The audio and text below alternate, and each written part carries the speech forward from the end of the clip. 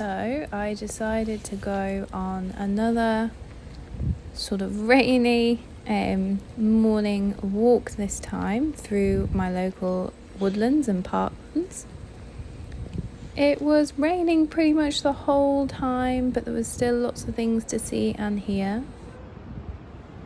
For example, this type of crust fungus that I found on this dead tree. I think it's some sort of serried crust fungus which is growing on the bark.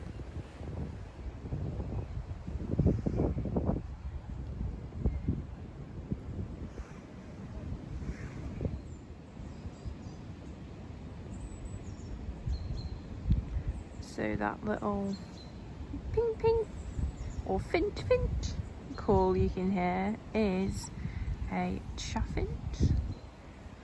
And the reason they actually got that name is because people think it sounds like they're saying finch or pink.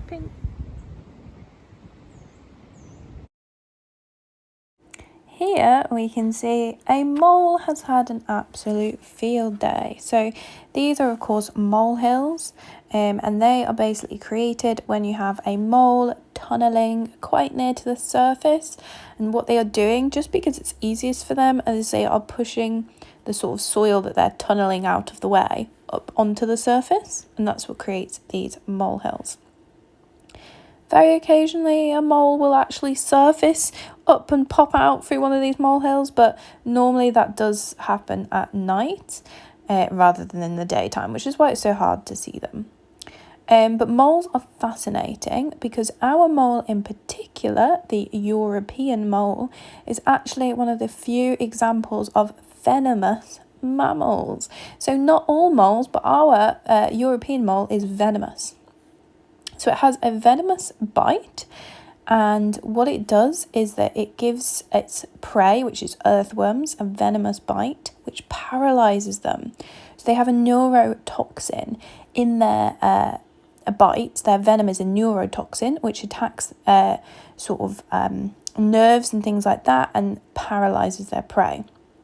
So their worms are then paralyzed, and they create like an underground worm larder, like food storage tunnel area, where they store all these worms and just eat them when they fancy them.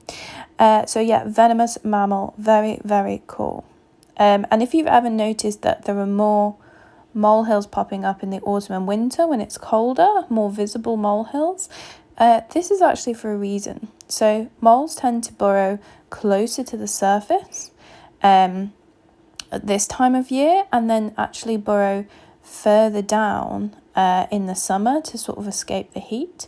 So because they're burrowing closer to the surface at this time of year, we see more evidence of these molehills. But yeah, they're such a cool animal, definitely one of my favourites. I love surprising people with that fact about them being venomous moles living under there.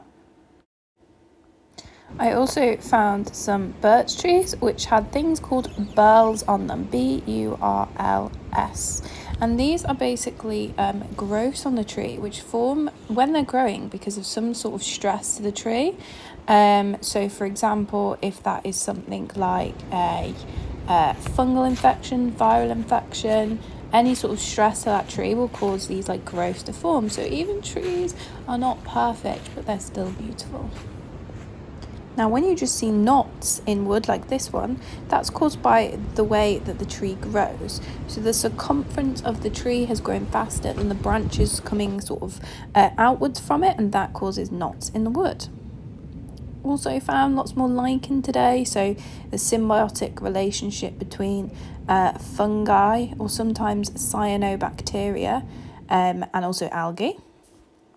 And I found these really, really adorable tufted ducks. So these are a species of diving duck. The males are black and white, and they've got like a funky little hairdo, which gives them the name tufted duck. And then the females are like a brownish colour all over. So they are diving ducks, so they dive down into the water to find food and then pop up somewhere else on the water, which you can see them doing here in this footage. These are tufted ducks. There's about 19,000 pairs of them here in the UK.